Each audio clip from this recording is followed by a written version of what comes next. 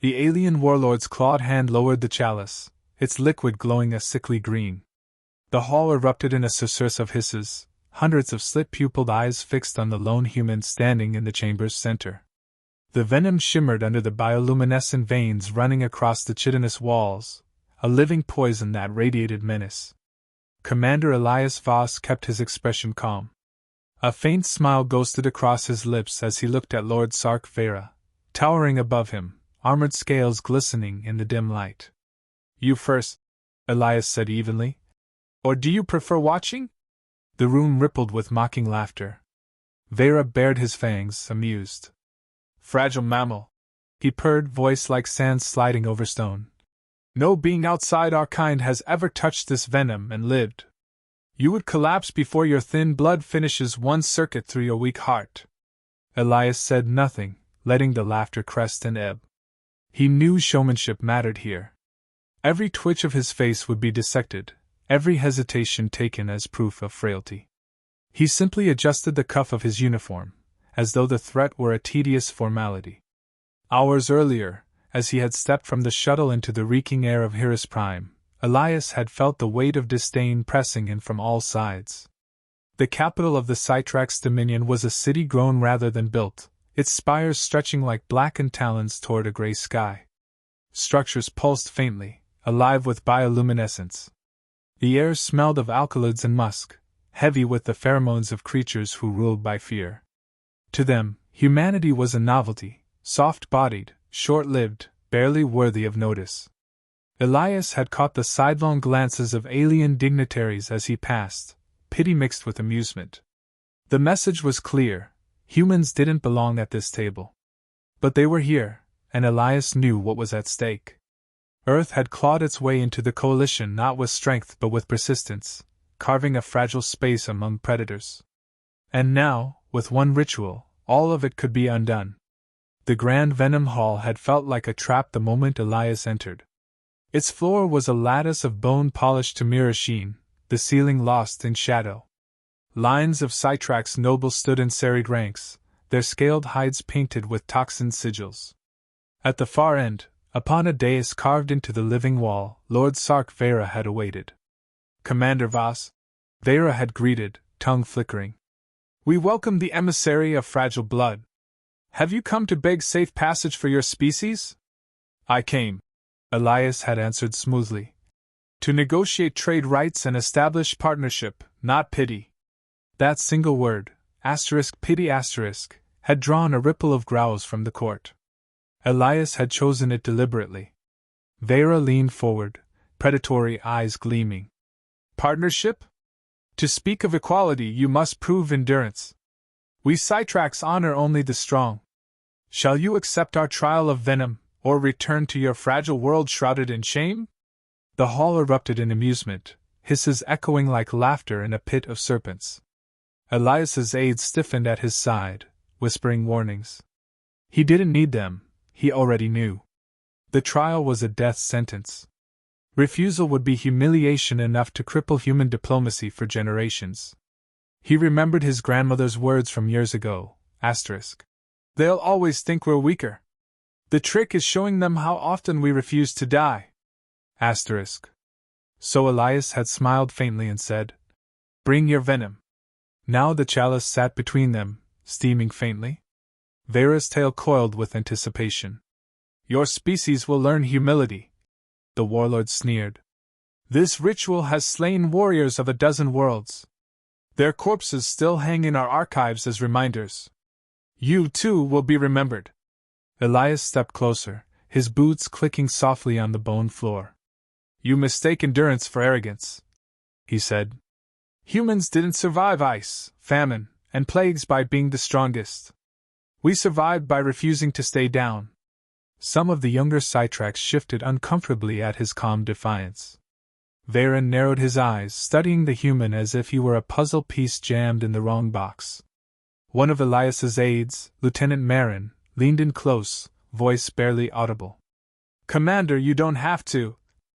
"Yes, I do," Elias murmured back without turning. His tone ended the conversation. The attendant priest approached, talons curled reverently around the chalice. The venom glowed brighter in proximity, light refracting in Elias's dark eyes. The priest intoned, "The trial of venom is sacred. To drink is to challenge death. To fall is to affirm the dominion of the Cytrax. Do you accept, human?" Elias exhaled slowly. The room seemed to constrict around him, every scaled face leaning forward, every breath held. His pulse thudded against his ribs, steady, measured. "I accept." The hall shuddered with a chorus of hisses. Some laughed, some jeered, a few stared in wary fascination. Vera's grin widened, certain of victory.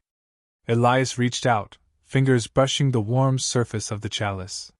He lifted it slowly, deliberately, the liquid swirling like molten emerald. He could smell its sharp tang, chemical, acrid, almost metallic. His throat tightened instinctively. But his hand did not tremble. In that moment, he let silence reign. Every gaze in the hall fixed on him. He thought of Earth, of rivers fouled with mercury, of ancestors who distilled poisons into medicine, of generations who learned to metabolize the indigestible. Humanity had been poisoned for millennia. It had not killed them. Elias raised the chalice in a mock toast toward Vera. "To your hospitality," he said dryly. And then he drank. The taste was instant fire, searing his tongue, clawing down his throat. His stomach clenched as if gripped by iron. A copper tang flooded his mouth, vision already fuzzing at the edges. For a heartbeat he thought his airway would close, that the venom would stop him before he could even swallow. But he forced it down. The hall watched, silent now, no laughter left. The human did not collapse. He staggered a half step, then straightened, jaw clenched. Sweat prickled on his brow. His hand lowered the chalice onto the dais with care, as though he had merely sipped wine at a banquet. Vera's grin faltered. Elias wiped a trace of blood from his lip and whispered hoarsely, "Tastes like cheap vodka." The hall erupted, not with laughter, but with shocked hisses, voices rising in disbelief. For the first time since he had entered Nhira's prime, Elias felt the weight shift. The predators weren't mocking anymore. They were staring. The venom burned inside him like liquid fire, and he knew the real trial was only beginning. But he was still standing. That, in this place, meant everything. Word count 1001. The chalice was back in the priest's claws, but Elias's lips still burned as though molten glass lingered on them. His throat throbbed, every swallow a reminder of what now coursed through his blood. Heat radiated outward from his stomach, sharp and invasive, clawing into every muscle fiber. He stood rigid in the grand venom hall, refusing to falter. The silence pressed against him like a heavy tide. Hundreds of Cytrax eyes tracked his every breath, their forked tongues flicking the air to taste his decay. "Impossible!" one noble hissed from the ranks. Another whispered, "He should already be down." Lord Sark Vera leaned forward on his dais, claws tapping against the armrest. His confidence had slipped, but his voice still carried venom. "Stand a moment longer if you will, human. The trial is not a sip, it is an endurance. Death comes not swiftly, but like a serpent's coil." Elias swallowed hard, regretting the gesture. His throat spasmed, and a thin trickle of blood slid into his mouth. He forced a grin, though his vision was beginning to pulse with black halos. "Then you'd better keep watching." The younger Cytrax shifted uneasily, their amusement evaporating into fascination. The priest set the chalice on the bone altar, green vapor curling upward. Elias locked his gaze on it, willing his mind away from the waves of nausea rolling through him. Every nerve screamed revolt. His body begged him to collapse and purge, but he clung to composure with stubborn pride. Images flickered in his head, half memory, half delirium. His grandfather teaching him to down cheap whiskey on a freezing night. His mother reminding him how their ancestors had brewed medicine from mold and poison plants. Humans had survived centuries of toxins, learned to metabolize, to adapt, to endure. This was only another lesson, distilled into liquid agony. The venom fought to shut down his lungs, but he drew one measured breath after another, every inhalation a victory. He glanced at the crowd and saw not predators but witnesses, creatures waiting to see if the soft-bodied species could defy extinction before their eyes. Vera rose from his throne, towering and serpentine. His voice rolled across the chamber. No one outside our blood has lasted beyond heartbeats. Yet this mammal still clings to his shell of flesh. Tell me, human, what magic props you up? Elias forced himself to meet his gaze. No magic. Just history. His voice rasped, but it carried. On Earth, survival never came easy. Poison, famine, disease, they all tried us. We outlasted them because we had no choice. He coughed, crimson flecking his sleeve, and added with a weak grin. Turns out practice helps. The hall rippled with unease. Even the priest looked uncertain. A few nobles hissed at Vera in their guttural tongue, questioning, doubting. Elias caught fragments, words that translated loosely to persistence and danger. The venom surged again, twisting his insides like a blade. His knees threatened to buckle. He imagined collapsing in this hall, imagined their triumphant sneers. Fury burned through the pain. He would not fall for their satisfaction. Still standing, he muttered under his breath, planting his boots firmly. Minutes crawled like hours. Sweat poured down his back, his uniform damp, but he held his spine straight. The chalice glowed faintly, as though mocking him, promising another wave of torment. Then the convulsion struck. His body jerked violently, bow rising in his throat. A murmur rippled through the court. At last, they thought, the mammal fails. Elias clenched his fists until his nails cut into his palms, grounding himself in pain he controlled. He rode the convulsion, teeth gritted, and forced it down. When it passed, he straightened again. His voice, hoarse but audible, carried across the chamber. That all you've got? A stunned silence followed. The court no longer laughed. Their disbelief had curdled into awe. Vera's composure cracked. His tail lashed, claws carving grooves into the throne's arm. You mock our ritual with your stubbornness. Endure another cycle, then. Let the venom grind the marrow from your bones. Elias leaned on the altar for balance, his hand smearing blood across its smooth surface. His lips curved faintly. If I die, you win nothing. If I live, you lose everything. I'd say that makes this fun. The remark landed like a stone in a still pond. Even the air seemed to hesitate. Elias saw the calculation in Vera's eyes, the recognition that what had begun as spectacle now threatened his authority. The trial of venom was sacred, its power came from inevitability. If inevitability shattered, so too would the Dominion's aura of invincibility. The venom's fire settled into a dull, relentless burn. Elias knew the worst was yet to come. His body was metabolizing a storm of alien chemicals with no roadmap. He could collapse in seconds. He could survive hours. All he had was will. He fixed his gaze on Vera and held it. His blurred vision sharpened with focus, locking on the warlord as if by sheer intent he could drag him down into the struggle. You wanted a show, Elias whispered, voice scraping raw. Here it is. Humanity doesn't quit. The chamber was silent but for the sound of his ragged breathing. Nobles shifted uneasily, exchanging looks that carried both fear and reluctant respect. The image of weakness had begun to fracture. Time lost meaning. Elias's body screamed betrayal at every pulse, every spasm. His chest heaved, but he remained upright, one hand braced, the other curled at his side. He refused the ground. Then, without warning, the agony plateaued. It didn't fade, never faded, but steadied into a constant, burning ache. Elias realized dimly that he had crossed some threshold, that the venom had not killed him outright. He had reached the point where survival was possible, though every second felt like defiance etched into flesh. He turned his head toward the priest, whose eyes widened in disbelief. Looks like I'll need another round. Gasps echoed through the hall. A ripple of fear swept across the nobles, their tongues flicking nervously. For the first time, Elias saw doubt in their predatory faces. Vera slammed a clawed fist into the dais, silencing the chamber. His voice thundered, brittle with fury. This ends when I say it ends. No human defies Sitrack's law and lives to boast. Elias's lips twisted in a ragged smile. Then maybe it's your law that's weak. The words landed like a blade. Murmurs surged. Vera's authority, once unshakable, trembled under the weight of a single human's endurance. Elias swayed, legs numb, every muscle quivering. He knew collapse might still come. But not here.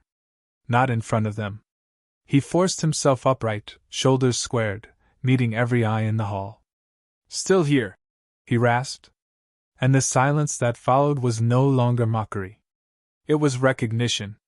Word count 1004. Elias's body was a furnace. Every nerve burned, every heartbeat slammed against his ribs like a war drum. Yet he stood, swaying but unbroken. The venom still tore through him, but the chamber had shifted. The air no longer carried laughter or scorn. The Sitrack's nobles stared in silence, their tongues still, their ridged faces unreadable. Lord Sark Vera rose slowly from his throne. The warlord's voice carried an edge of disbelief that he could not mask. You should be nothing but a husk by now. How do you persist, human? What trick sustains you? Elias coughed, flecks of blood dotting his hand. His voice cracked but remained steady. No trick. Just being human. We've had worse than this. Plagues, famine, wars that burned continents. Poison's nothing new. He allowed himself a grim smile. You thought this would break me? My ancestors drank rotgut liquor for fun. A ripple of uneasy murmurs passed through the chamber. Nobles who had come expecting spectacle now exchanged wary glances. The trial of venom had always ended the same way, with collapse, with death. To watch a frail offworlder still upright after long minutes was to watch tradition itself fracture. Vera's eyes narrowed, fury crackling in his gaze. His authority was tied to inevitability, and inevitability now faltered. He stepped down from the dais, each clawed footfall echoing across the bone floor. His tail lashed behind him, carving gouges in the polished surface. You mock us, he hissed. You stand not from strength but stubborn accident. You desecrate our sacred trial. Elias's knees trembled, but he straightened, refusing to yield an inch. No. I honored it. I drank. I endured. That's more respect than your arrogance ever showed. The nobles hissed among themselves. Elias caught fragments, asterisk unyielding, dangerous, different, asterisk the tide of opinion was shifting. The venom still coursed through his veins, but a strange clarity cut through the haze. Elias knew he had crossed the threshold. The pain remained brutal, yet his body fought, adapted, held. He realized that his survival was no longer just defiance. It was proof that humanity belonged at the table. Vera stopped a few paces away, towering above him. Say what you wish, mammal. You will fall. And when you do, your species will crawl back to its dirt world with nothing. Elias looked up into the warlord's reptilian eyes and, through sheer effort, steadied his breathing. Then I'll make sure I don't fall here. That line landed like a hammer. The nobles whispered furiously, their tongues darting in agitation. The sacred trial was no longer a tool of humiliation but a stage where a human had rewritten the rules. Elias felt his balance slipping, his legs buckling. The venom wanted him on the ground. He tightened his jaw until it ached and shifted his weight onto the altar for support. He forced himself to speak, his voice low but audible across the hushed chamber. You thought humanity weak. Easy to crush. But we don't break clean. We splinter. We scar. And we keep moving. He coughed hard, blood staining his teeth, then added, even poison becomes memory. A sharp intake of breath swept through the crowd. The priest who had carried the chalice lowered his head, a gesture Elias recognized as reluctant respect. The ritual had demanded proof of worth. Proof stood before them, pale and shaking but alive. The silence was broken by a younger noble's voice, high and tense. If the human endures, the trial is fulfilled. The law speaks. Vera's head snapped toward him, fangs bared. Silence! But the damage was done. The murmur spread, voices carrying the same thought. The trial had been met. The human had not fallen. Their own law now bound them. Elias seized the moment, though every word scraped his throat raw. Your venom failed. Not because it is weak, but because humanity is strong in ways you don't understand. We don't win by force. We win by surviving the impossible. He looked across the chamber, meeting the eyes of one noble after another. Remember that before you dismiss us again. Vera's fury boiled over. He lunged forward, claws raised. I should end you myself and strip this insult from our blood. The hall erupted in shocked hisses, nobles stepping back. Elias did not move. He could not have resisted if he tried, but he stood tall, defiance etched into every ragged breath. The priest intercepted, spreading his arms wide, voice resonant with authority. The trial is sacred. The human has endured. To strike him now is to break our own law. For a long, crackling moment, Vera hovered on the edge of violence. Then, with a guttural snarl, he recoiled, retreating to his dais. His claws left deep gouges in the floor as he paced, seething but restrained by tradition. Elias allowed himself a slow exhale. He had won, not through strength, but by surviving long enough to force their own culture to acknowledge him. At last, he could not hold upright any longer. His aides rushed forward, catching him as his knees gave way. They half-carried him from the hall, past rows of nobles who now regarded him with wary silence instead of mockery. The corridors beyond were cooler, less suffocating. Lieutenant Marin guided him, her voice urgent. Commander, we have to get you to medbay now. Elias managed a weak grin. Later. I don't want them thinking I needed help too soon. You're insane, she muttered, but there was awe in her eyes. Back in human quarters, he collapsed onto a medical cot. Machines whirred, scanning his body, filtering toxins, stabilizing organ strain. The pain dulled but lingered, a reminder of what he had endured. Marin hovered nearby, torn between anger and admiration. You could have died in there. I still might, Elias said quietly. He looked at his blood-stained hands, then at the ceiling. But if I hadn't taken that cup, we'd all be finished. They'd never have respected us. Sometimes you have to bleed to be heard. Marin shook her head but didn't argue. Alone, Elias let his thoughts drift. He remembered the faces of the nobles, how their laughter had curdled into awe, how law had bent against their will because he had refused to fall. Humans weren't the strongest species, nor the most advanced. But they carried something others overlooked, a refusal to die quietly. Poison, famine, disease, Earth had forged resilience out of suffering. Out here, among predators and empires, that resilience was the sharpest weapon of all. He closed his eyes, exhaustion dragging at him. His body still fought the venom, but he was alive. Alive, and more than that, he had carved a place for humanity in a hall where death had been expected. His final thought before sleep pulled him under was simple, steady, and certain. They thought their venom was the end. But Earth taught us long ago, venom is only another lesson. Word count 1002.